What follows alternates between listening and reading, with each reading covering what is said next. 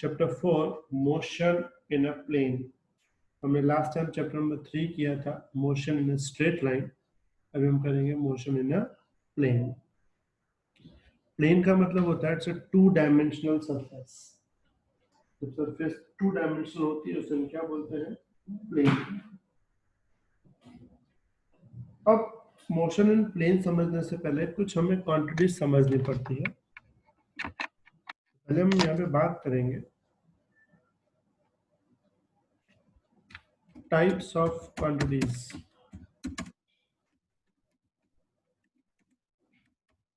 Types of quantities. तो quantities की 2 types होते हैं। फर्स्ट होता है स्केलर क्वांटिटी।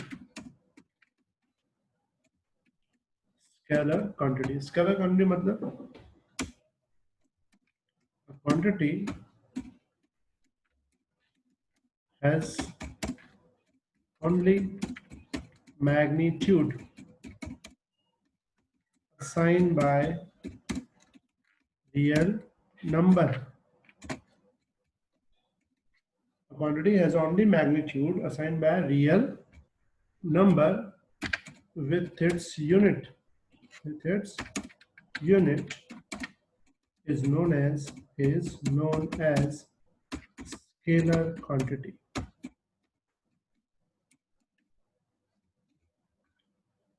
एक क्वांटिटी जिसको सिर्फ एक न्यूमेरिकल नंबर से ही हम डिफाइन करते हैं।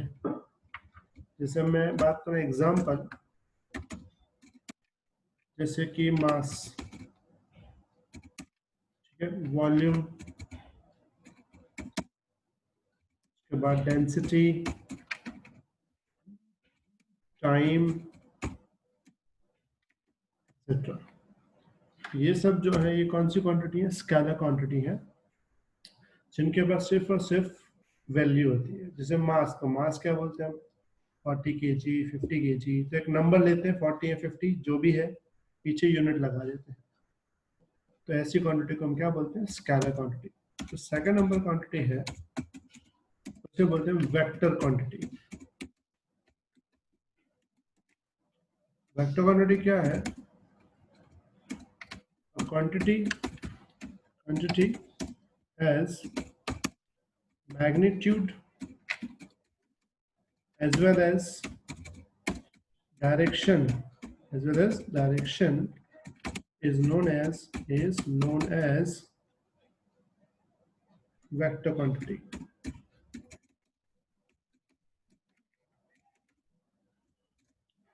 क्वांटिटी के पास मैग्नीट्यूड तो है, साथ साथ में क्या हो, उसके पास डायरेक्शन भी होती है, उसको हम बोलते हैं वेक्टर क्वांटिटी। और जैसे एग्जांपल में बात करूं,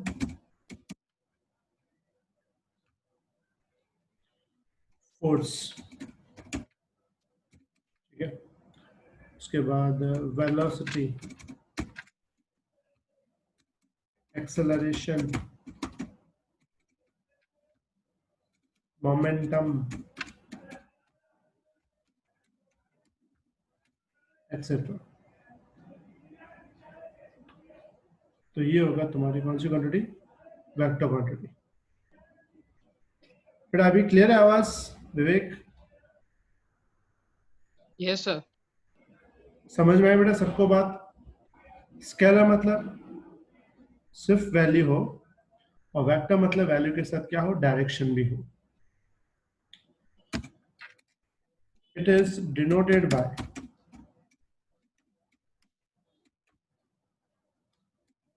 अब ये जो क्वांटिटी होती है ना वेक्टर, उसको हम ऐसे डिनोट करते हैं। समझो क्वांटिटी का नाम ए है, तो ए तो लिख देंगे, ऊपर हम क्या लगाएंगे? साइन। ये इंडिकेट करता है वेक्टर क्वांटिटी। और जो स्केलर है वो सिंपल सिर्फ क्या लिखेंगे? ए। इसमें कोई ऊपर वेक्टर लगता नहीं है।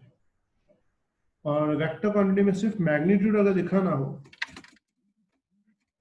मैग्नीट्यूड मतलब सिर्फ वैल्यू दिखानी हो, तो वैल्यू दिखाने के लिए हम लोग इसको ऐसा करते हैं, दोनों साइड लाइन लगा दे, इसको मॉड्यूलस बोलते हैं। क्लियर बात नहीं? जैसे मैं एग्जांपल बोलूं कि किसी क्वांटिटी पे, सॉरी किसी भी मटेरियल पे अगर फोर्स हम लगा रहे हैं तो फोर्स तो वैल्यू हो गई, लेकिन फोर्स जब भी हम लगाते हैं उसके पीछे एक डायरेक्शन होती है। बिना डायरेक्शन के कभी भी फोर्स एप्लीकेबल नहीं होता। क्लियर बात नहीं? समझो तुम किसी जगह जा रहे हो, बहुत सारे ऑफिस में समझो जो डोर एंड डोर, उस डोर पे लिखा होता है पुश और पुल। तो पुश पुल में हम क्या समझते हैं? पहले तो एक बात तो कंफर्म है कि दरवाजे को हमें फोर्स तो लगाना है, लेकिन क्वेश्चन क्या होता है, कौन सी डायरेक्शन में? तो हम पुश पुल का मतलब क्या होता है? What is meaning of push? कि हमें डोर को किस डायरेक्शन में फोर्स लगाना है? इनवर्ड। और अगर पुल लिखा होता है तो किस डायरेक्शन में फोर्स लगाना पड़ता है? आउटवर्ड। समझ में आई बेटा बात? क्लियर हुई बात? Yes sir. को डाउट है यहाँ तक? तो याद रखना तुम्हारे Yes, पास sir. दो क्वांटिटीज होती हैं, स्केलर क्वांटिटी और वेक्टर क्वांटिटी। जैसे एग्जांपल बात करूं वर्क, तो बता सकते हो वर्क कौन सी क्वांटिटी होगी?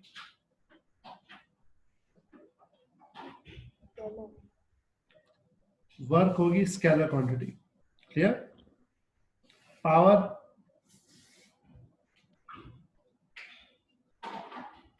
पावर कौन सी क्वांटिटी होगी? वो भी स्केलर। एरिया कौन सी क्वांटिटी होगी? Area scalar. नहीं, एरिया होती Either. है वेक्टर। अब क्यों वेक्टर होगी वो भी मैं तुम्हें समझाऊंगा यहाँ पे, ठीक है? एरिया याद रखना कौन सी होगी, स्केलर नहीं होगी, एरिया होगी वेक्टर। वेक्टर भी क्यों होगी वो मैं तुम्हें बता देता हूँ, ठीक है? तो आगे बढ़ते हैं। अब हम जो बात करने वाले हैं, it is called types of vectors. Vectors के कुछ टाइप्स। जैसे पहला टाइप आता है इक्वल वेक्टर्स। इक्वल वेक्टर्स, अब इक्वल वेक्टर्स में मीनिंग होता है the direction and magnitude of two vectors, the direction magnitude of two vectors are same, then vectors are known as equal vectors. Clear बात नहीं? मतलब जो दो वेक्टर्स हैं, एक सेकेंड,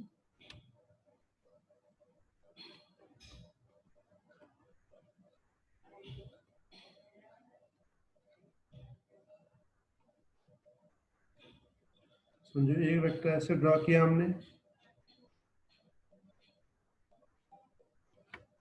और दूसरा वेक्टर हमने ऐसे ड्रॉ किया, तो इसमें दोनों वेक्टर की वैल्यू भी सेम होती है और साथ साथ में डायरेक्शन भी सेम होती है। ऐसे वेक्टर्स को हम लोग क्या नाम देते हैं? Equal vectors.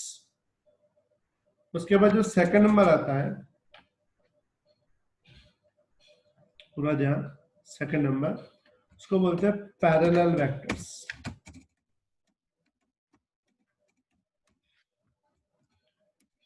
The vectors having same direction are known as parallel vectors. कौन सी डायरेक्शन? Same direction. जैसे एग्जाम्पल,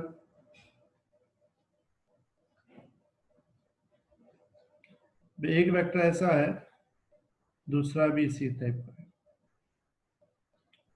तो इसमें फर्स्ट वाले में सेकंड वाले में क्या डिफरेंस आ रहा है बताओ?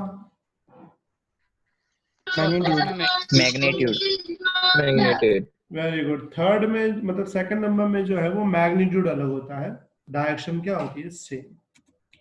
तीसरा टाइप आता है anti parallel vectors. Anti parallel vectors, anti parallel vector मतलब क्या होगा? the vectors having opposite direction with each other are known as anti-parallel vector. Anti-parallel parallel का सिंबल मीनिंग होगा, वे समझो एक वेक्टर ऐसे जा रहा है और दूसरा ऑपोजिट आ रहा है। Got it? किसी को डाउट यहां तक?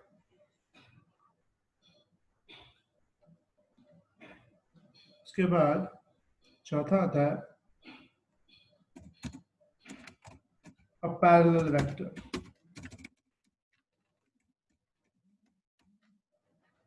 अब पैरेलल वेक्टर्स मतलब vectors with different directions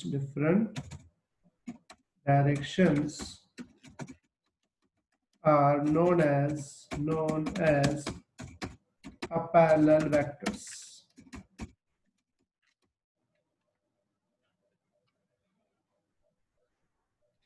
एक इस टाइप से मूव कर रहा हो, एक इस टाइप से अलग तरीके से मूव कर रहा हो, ऐसे वेक्टर्स को क्या बोलते हैं हम? अब पैरेलल वेक्टर्स, जिनका कोई फिक्स डायरेक्शन नहीं है। क्लियर? या नॉन पैरेलल भी बोल सकते हो। फिफ्थ आता है नल वेक्टर। नल वेक्टर क्या होता है? The addition of two vectors, the addition of two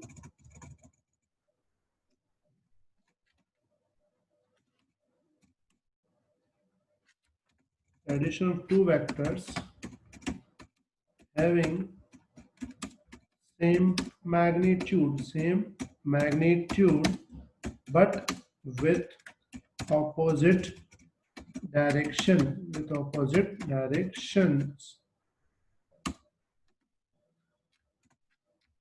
is known as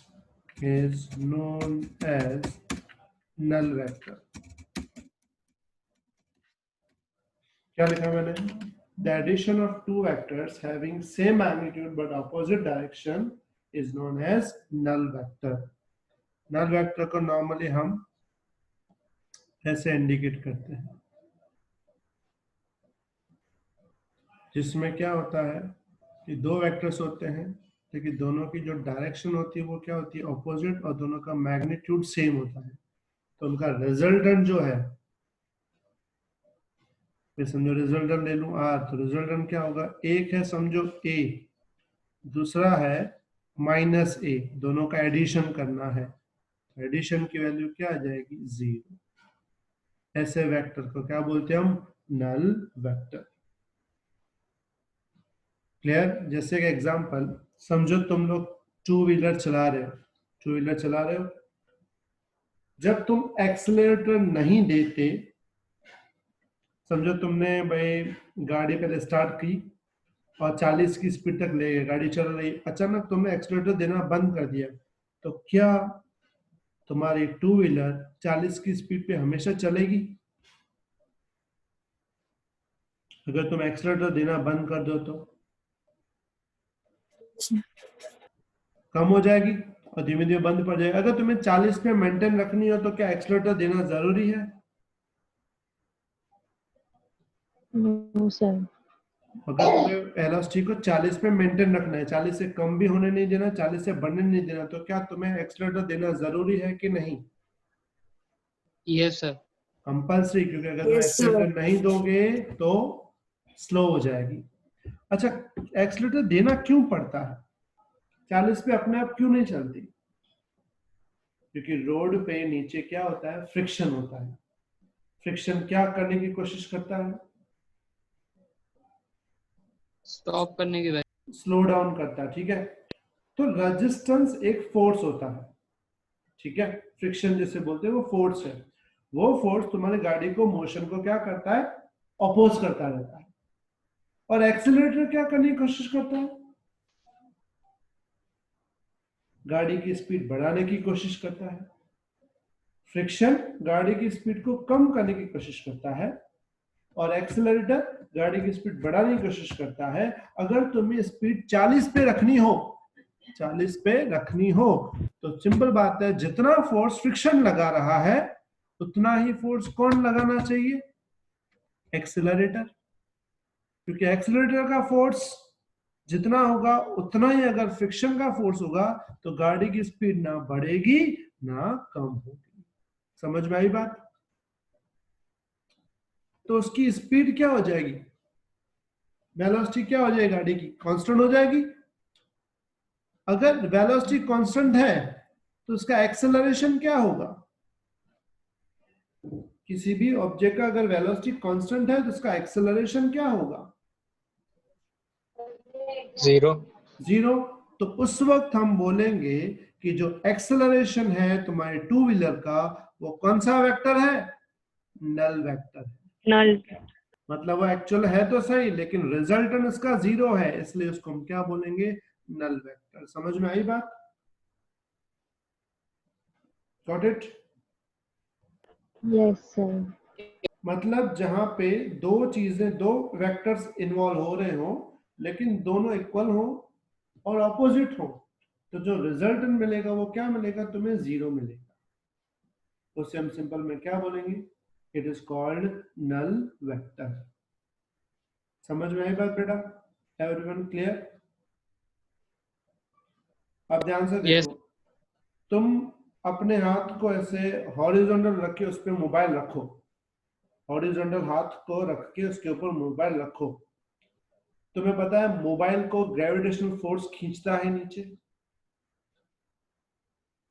लेकिन क्या मोबाइल गिरेगा अगर तुम्हारे हाथ में है तो? नो। क्यों नहीं गिरेगा? क्योंकि तुम्हारा हाथ उस वक्त उतना ही फोर्स उसको ऊपर दे रहा है जितना ग्रेविटी उसको नीचे की तरफ खींच रही है। तो मोबाइल के ऊपर रिजल्टेंट फोर्स कितना बन जाएगा, 0। जीरो। क्योंकि जितना नीचे है उतना ऊपर है, जीरो। तो हम क्या बोलेंगे, मोबाइल के ऊपर जो फोर्स लग रहा है वो कौन सा वेक्टर है, Null vector. Null vector. समझ में आ गई बेटा बात? Everyone clear? Yes, sir. चलो ये फटाफट लिख लो, पहले लिख के मुझे मैसेज करो। इसमें एक और भी इंपॉर्टेंट टाइप टर्म आता है टाइप्स ऑफ वेक्टर में, इसको मैं भी हटा देता हूँ। जो 6th टाइप है उसे हम बोलते हैं unit vector. Unit vector, unit vector क्या होता है, vector having magnitude, vector having magnitude equals to 1, vector having magnitude equals to 1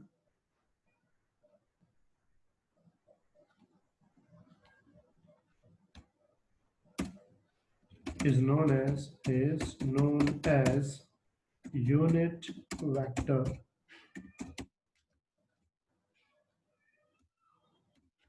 A vector having magnitude equals to 1 is known as unit vector। एक vector है जिसका magnitude कितना हो, equals to 1 हो, उसे हम नाम क्या देते हैं, यूनिट वेक्टर।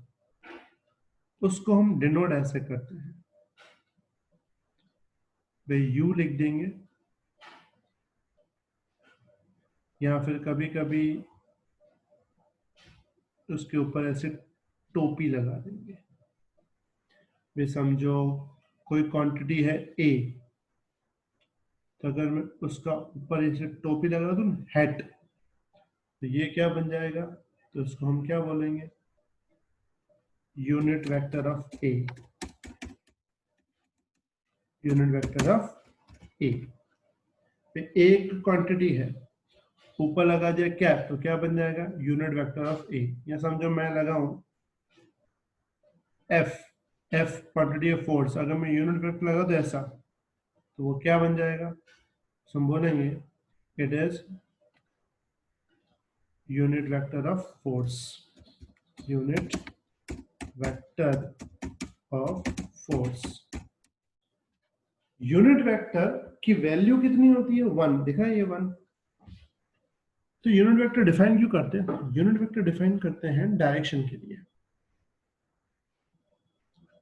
डायरेक्शन के लिए इसलिए कि क्वांटिटी है तुम्हारी 10 न्यूटन, कितनी, 10 न्यूटन, ये समझो मैं लिखूं 10 न्यूटन, ये तुम्हारा एक्चुअल फोर्स है, लेकिन फोर्स का क्या है, सिर्फ मैग्नीट्यूड है।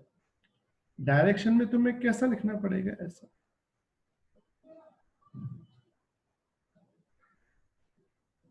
क्या मतलब हो गया इसका, कि फोर्स तो 10 न्यूटन है, लेकिन मैंने यहां पे क्या लिखा है, एक्स के ऊपर टोपी लगाई है, एक्स इज एक्स एक्सिस, टोपी, टोपी क्या इंडिकेट करती है, कैट क्या इंडिकेट करती है, यूनिट वेक्टर। इसका मतलब ये हुआ फोर्स तो 10 न्यूटन है, लेकिन उसकी डायरेक्शन कौन सी है, उसकी डायरेक्शन कौन सी है, एक्स एक्सिस।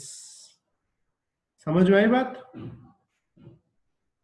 मतलब देखो इसकी वैल्यू कितनी है, 1 है, तो अगर मैं 10 से 1 को मल्टीप्लाई करूंगा कितना आंसर आएगा, 10 इंटू 1, 10। तो इसका मतलब फोर्स की वैल्यू में कुछ भी फर्क पड़ा क्या,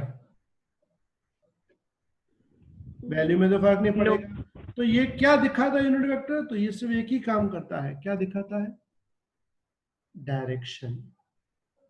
फोर्स की वैल्यू तो इतनी है, लेकिन किस डायरेक्शन में है, तो हमको क्या दिखाना पड़ता है, यूनिट वेक्टर। उसको फाइंड कैसे करते हैं वो देख लो। समझो तुम्हारे पास एक क्वांटिटी दी हुई है, A vector is equal to, vector दिया हुआ 3,5। इसका मतलब समझते हो तुम, ये क्या दिया है, इसका मतलब है जो ए वाली क्वांटिटी है उसका एक्स एक्सिस में वैल्यू 3 है, वाई में 5 है। चलो हम 5 नहीं लेते, हम 4 ले लेते हैं।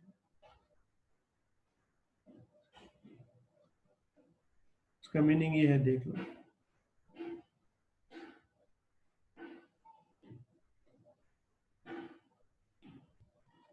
ये तुम्हारा है एक्स एक्सिस, ये तुम्हारा है वाई एक्सिस।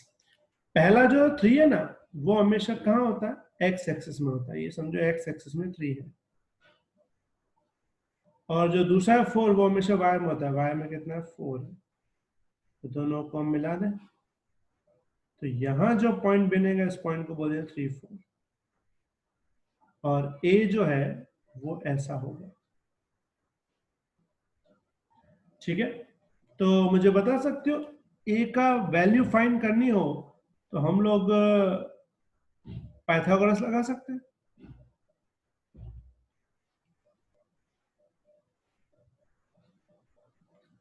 ऊपर ए का वेक्टर दिया हुआ है 3,4, 3,4 मतलब 3 उसके एक्स एक्सिस में है, 4 उसके वाई में है।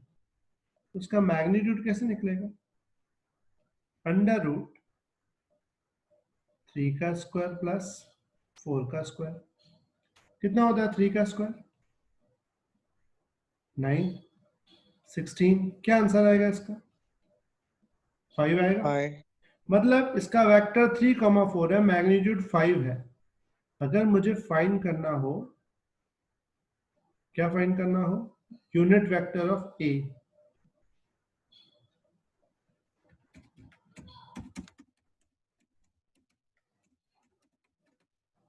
तो उसके लिए फॉर्मूला में क्या लिखूंगा, ध्यान देना, वेक्टर अपॉन मैग्नीट्यूड।